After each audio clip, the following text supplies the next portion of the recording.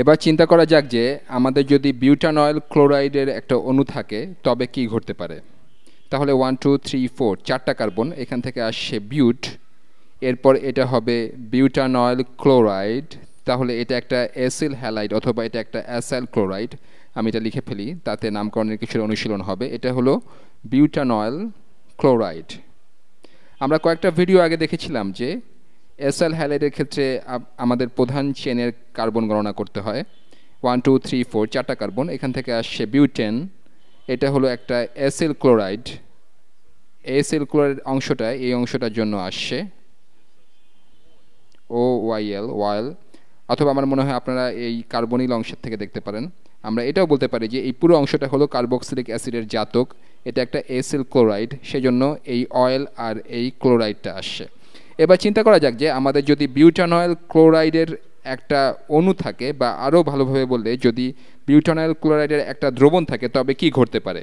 আর বিউটানয়েল ক্লোরাইডের প্রতিটা অণুর জন্য এখানে 2 অণু ডাইমিথাইল অ্যামাইড আছে, দুঃখিত ডাইমিথাইল এমিন আছে, আমি সেটা আঁকি ডাইমিথাইল, তাহলে 2টা মিথাইল গ্রুপ আছে 1 2, আর এরপর একটা হাইড্রোজেন আছে। আর আমাদের এই অণুর 2টা করে আছে প্রতি অণু বিউটানয়েল ক্লোরাইডের জন্য। আমি এটা করে কপি করে পেস্ট করলাম। তাহলে চিন্তা করা যাক যে একটা দ্রবণে এই বিক্রিয়কগুলো এই অনুপাতে থাকলে কি ঘটবে। কিছুটা রিভিউ হিসেবে বলছি। এখানকার এই জিনিসটা হলো ডাইমিথাইল, ডাইমিথাইল, এখানে দীর্ঘতম কার্বন চেইন হিসাবে নাইট্রোজেনের সাথে 2টা একই জিনিস আছে, এটা হলো ডাইমিথাইল এমিন, ডাইমিথাইল এমিন।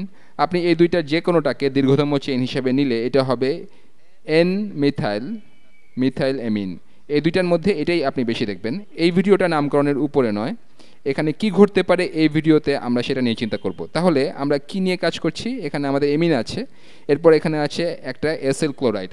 আমরা গত ভিডিওতে সুস্থিতির যে হায়ারার্কি দেখেছিলাম সেটার দিকে যদি তাকাই, তবে আমরা দেখব যে অ্যামিনের বিক্রিয়ায় বা অ্যামিনের কার্বক্সিলিক অ্যাসিড জাতক যেটা হলো অ্যামাইড, সেটা একটা অ্যাসাইল ক্লোরাইডের তুলনায় অনেক বেশি সুস্থিত, এটা সবচেয়ে কম সুস্থিত। তাহলে আমরা একটা অ্যাসিল ক্লোরাইড নিয়ে শুরু করলে, আমরা এখানে অ্যাসিল ক্লোরাইড নিয়ে শুরু করছি, আর এখানে অ্যামিড তৈরির উপাদান আছে, তাই এই বিক্রিয়ার শেষে সম্ভবত অ্যামাইড তৈরি হবে। তাহলে দেখা যাক যে সেটা কিভাবে হতে পারে। আমরা আগের ভিডিওতে যখন এমিন নিয়ে শিখেছিলাম সেখান থেকে আমরা জানি যে এরা বেশ ভালো নিউক্লিওফাইল, তাহলে তারা এখানকার এই কার্বনিল কার্বনে নিউক্লিওফিলিক আক্রমণ করতে পারে।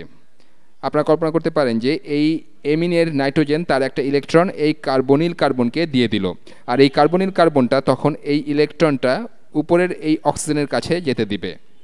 এটা শুরু থেকেই সেটাকে টানছিল। এই বিক্রিয়ার পরের ধাপটা দেখতে এরকম হবে।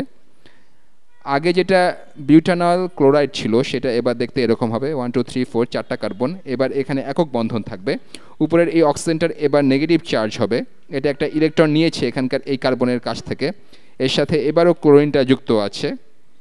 আমি এটা অন্য রং দিয়ে করি যাতে এটা কোথা থেকে আসলো সেটা বোঝা যায়। এটা এবারও এই ক্লোরিন পরমাণুর সাথে যুক্ত আছে, আর এবার নাইট্রোজেন এটার সাথে বন্ধনে আবদ্ধ হয়েছে। আমি এই বন্ধনটা সবুজ রং দিয়ে আঁকছি, কারণ এই সবুজ ইলেকট্রনটা দিয়ে দেওয়াতে এই বন্ধনটা গঠিত হয়েছে। এরপর ডাইমিথাইল এমিনের বাকি অংশটা এখানে আছে, আমি এটা একই রং দিয়ে দেখাচ্ছি। ডাইমিথাইল এমিনের বাকি অংশটা এখানে আছে, CH3CH3, এরপর আছে হাইড্রোজেন। নাইট্রোজেন একটা ইলেকট্রন ছেড়ে দিয়েছে, তাই এর একটা পজিটিভ চার্জ আছে। এখন পরবর্তী ধাপে আপনারা জানেন ক্লোরিন অনেক বেশি তড়িৎ ঋণাত্মক, এটা খুব একটা খারাপ লিভিং গ্রুপ নয়, এটা এই ইলেকট্রনটা নিয়ে নিতে চাইবে যেটা এখন কেন্দ্রীয় কার্বনে আছে। এর মধ্যবর্তী ধাপে আপনারা কল্পনা করতে পারেন যে এই অক্সিজেনটা একটা ইলেকট্রন ফিরিয়ে দেবে এবং কার্বনিল গ্রুপটা পুনর্গঠিত হবে। ঠিক সেই সময় ক্লোরিন একটা ইলেকট্রন নিয়ে নেবে এবং ক্লোরাইড অ্যানায়ন গঠিত হবে। তাহলে পরবর্তী ধাপে অণুটা দেখতে এরকম হবে, 1 2 3 4 চারটা কার্বন। অক্সিজেনের সাথে আগে একটা বন্ধন ছিল, এবার আরেকটা বন্ধন গঠিত হয়েছে, একটা ইলেকট্রন এবার কেন্দ্রীয় পরমাণুতে ফিরিয়ে দেওয়া হয়েছে।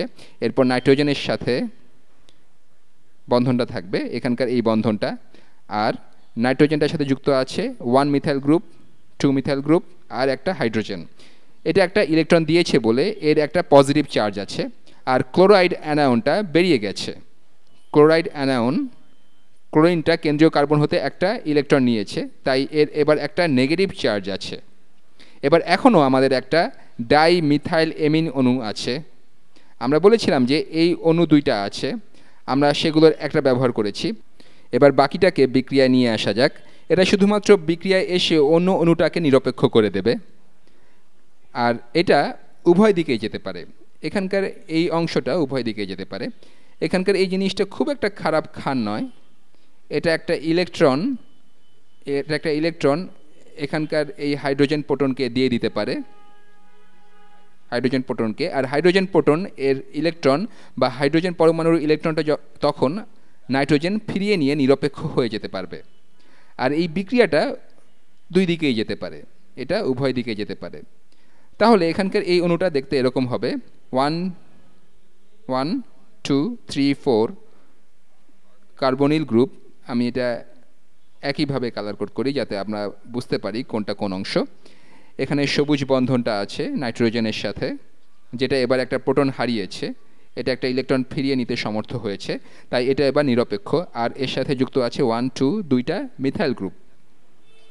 এই ডাইমিথাইল এমিন একটা হাইড্রোজেন নিয়েছে, আমি সেটা এখানে আঁকছি। এটা নাইট্রোজেন, এর সাথে দুইটা মিথাইল গ্রুপ, এর একটা হাইড্রোজেন আছে। এবার সে আরেকটা হাইড্রোজেন পাচ্ছে, এটা এবার এখানকার এই হাইড্রোজেনটা পাচ্ছে, তাহলে এটা এবার এই হাইড্রোজেনের সাথে যুক্ত হচ্ছে। এটা একটা ইলেকট্রন দিয়ে দিচ্ছে হাইড্রোজেন নিউক্লিয়াসটা পাওয়ার জন্য। এর এবার একটা পজিটিভ চার্জ আছে। আর আমরা চারপাশে ভাসমান ক্লোরাইড অ্যানায়নের কথা ভুলে যেতে চাই না। ক্লোরাইড অ্যানায়ন চারদিকে ভেসে বেড়াচ্ছে, এরা পরস্পরের দিকে আকর্ষিত হতে পারে। একজনের পজিটিভ আর একজনের নেগেটিভ মিলে লবণ গঠিত হয়। তাহলে আমাদের কি থাকছে? আবারও নামকরণের কিছুটা অনুশীলন হয়ে যাক। আমরা একটা অ্যাসাইল ক্লোরাইড নিয়ে শুরু করেছিলাম, আর আমরা শেষে একটা এমিড পেলাম, কারণ এর সাথে এবার নাইট্রোজেন গ্রুপ যুক্ত হয়েছে। তাহলে এটা কি? এটাতে আছে 1 2 3 4 চারটা কার্বন। তাহলে এটা হলো বিউটান, কিন্তু এটা হলো একটা এমিড। এই অংশটা আমাদের বলে যে এটা হবে একটা এমিড, অন্য অংশটা হলো বিউটান, তাহলে এটা হলো বিউটান এমিড। কিন্তু এটা কোন ধরনের এমিড সেটা উল্লেখ করতে গিয়ে আমরা দেখছি যে এখানে দুইটা মিথাইল গ্রুপ নাইট্রোজেনের সাথে যুক্ত আছে।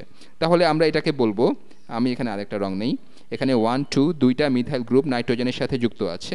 তাহলে আমরা এটাকে বলবো N, ডাইমিথাইল বিউটান অ্যামিড। এই N, আমাদের জানায় যে মিথাইল গ্রুপগুলো এখানে যুক্ত আছে, এখানকার এই বিউটাইল গ্রুপের সাথে নয়। তাহলে আমরা শেষে পেলাম N, ডাইমিথাইল বিউটান অ্যামিড, যেটা একটা এমিড।